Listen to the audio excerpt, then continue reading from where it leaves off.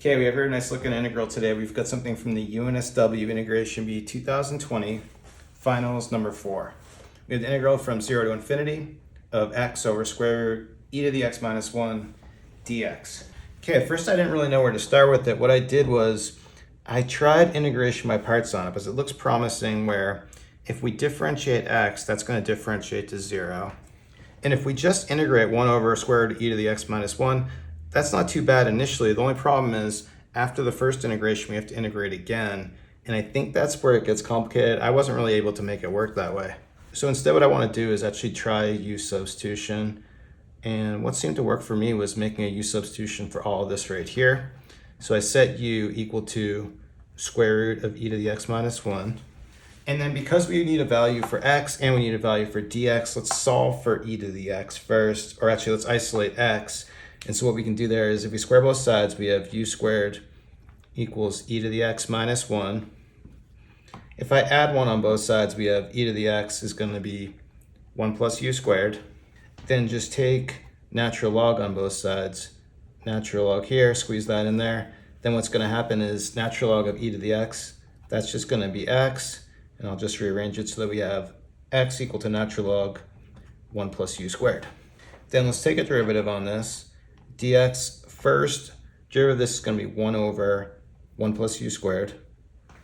This pen's not really, I need a better pen.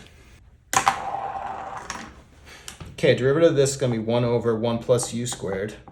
Then chain rule, derivative of this stuff is just going to be 2u du. And now I think we have everything we need to substitute. So first, updating the bounds, if we plug infinity in here, e to the infinity is still infinity, so this upper bound is still infinity. You plug 0 in here, e to the 0 is 1, 1 minus 1, 0. Our bounds stay exactly the same. Then substituting for x, that's just going to be natural log 1 plus u squared. Our whole denominator is just u. We set that up that way. And then for dx, let's see if I can squeeze this all in. We're going to have 2u du over 1 plus u squared. But then I can cancel out u's right here, take a 2, bring it out front. And then what we have here doesn't look too bad because we're really set up for a trig substitution inside the natural log and here. So what I'm going to do for this, let's set our u equal to tangent, use a different variable. Let's set u equal to tan of t. Take a derivative on this. Du is just going to be secant squared t dt. And before we do the substitution, let's just notice if we look at, because we've got u squared plus 1 in both places, u squared plus 1 is going to become tan squared t plus 1. But we have an identity for this. This is going to be the same thing as secant squared of t. And actually one other thing, let's actually isolate our t. So if we take arctan on both sides here, that's going to give me an equation. T is just going to be the same thing as arctan of u. So now we'll go ahead and we'll substitute this. We plug infinity in here. Arctan of infinity is going to be just pi over 2. Plug in 0, arctan of 0 is just 0.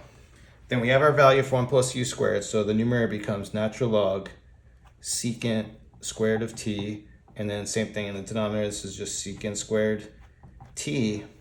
But then our du value, see if I can fit it in here, so this is going to be secant squared t dt. But then we get cancellation because we've got secant squared t here in the numerator and denominator. That goes away. For this 2 on the exponent here, I can bring it with log properties out front of the natural log. But really what I want to do is bring it all the way outside the integral. So multiplying that by this 2 here, this is going to become a 4. And then for this right here, natural log of secant t. Well, you know what? I think I would rather deal with cosine than secant. Cosine is just 1 over secant, or secant's 1 over cosine. So I can look at this here as 1 over cosine t, or cosine to the minus 1. Take a minus sign out front, all the way out front of the integral, so we can bring a minus sign, so we can have minus 4 here, pi over 2, 0, and then I can write this as natural log cosine of t. But now at this point, you may recognize this is a pretty good place to use King's principle on, where we have a trig function in here, and we also have pretty nice bounds going from 0 to pi over 2. So let's go ahead with King's principle, and what we need in order to do this is we're going to need our f of a plus b minus x value, where we're going to call our lower bound a, our upper bound b. So doing this, our a plus b is going to be just pi over 2 This whole thing, what we need is going to be f of pi over 2 minus x. Or in this case, actually, we can write this as a t because that's what we have in our integral here. So going ahead with this, we have minus 4 in front. The bounds are going to stay the same. And then this is going to become natural log of cosine pi over 2 minus t. Then at this point, with what we have right here, this is just going to be our complementary angle formula. When we have complementary angle formula for cosine, it's going to just convert it into sine of t. If we have sine pi over 2 minus t, then it's going to become cosine of t. So let me just update this and write this in as sine of t. And now at this point, we want to do the thing we almost always want to do with King's principle, which is add two equations together. So for my label on this, if our original integral is I, then everything here is I. This over here is I. So if I just add all this to all this, we're going to have two copies. We're going to have 2i. So for our 2i value, I'm going to factor out, I'm going to put this all under one integral and factor minus 4 in front. And now when I do this, let's try to combine steps. So we have natural log cosine t plus natural log sine of t. Well, then with log properties, I can bring that together as multiplication and write it as natural log sine t times cosine t. But this here is really close to our double angle formula for sine. If I just multiply a 2 in front, then what we have here, this here is all going to be the same thing as sine of 2t. But I don't want to change it, of course, so I'm also going to divide by 2 as well, so we're just multiplying by 1.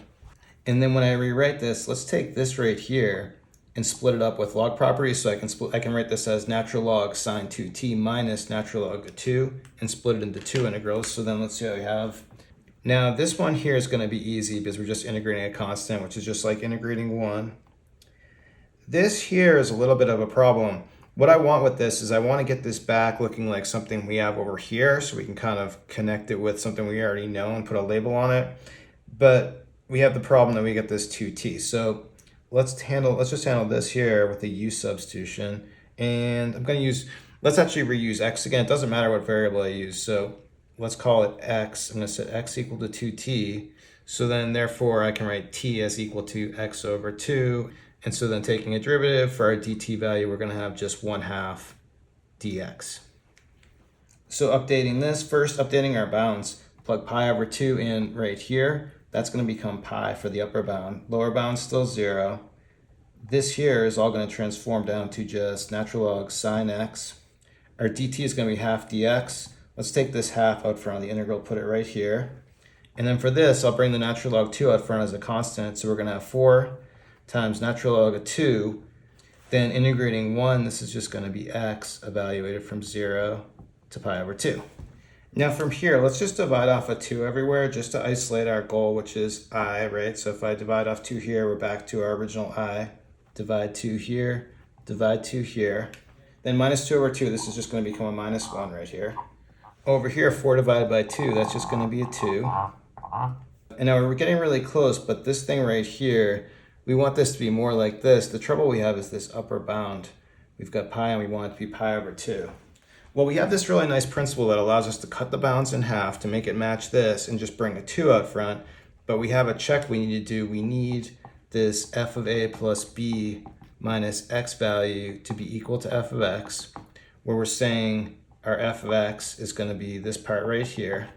So a plus b is just going to be summing the bounds. This is really what we did earlier, but let's just do it again. So this is going to be f of pi minus x. We need this to be equal to f of x.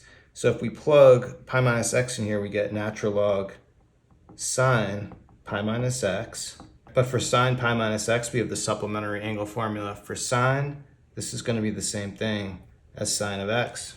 So rewriting it, this is going to be natural log sine of x, which matches our f of x value. So this check works, and we can use this and just divide by 2 on the upper bound, but we need to multiply by 2 in front here. And now we're ready to compare this to our version of I over here.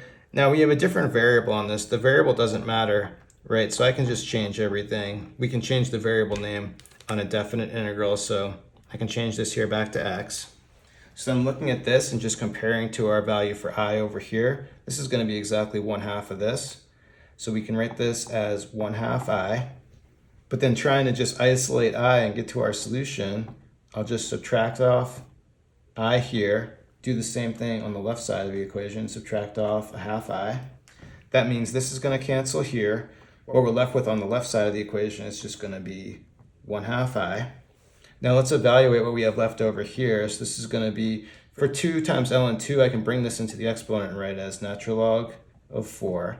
Then we plug in 0, it's going to be nothing. So we just need to plug in pi over 2 here. Then in order to isolate our solution, I can just multiply by 2 on both sides in order to just get I. Multiply by 2 over here. This is going to cancel here. 2's are going to cancel here. And so for my final solution in this, we just have pi natural log of 4.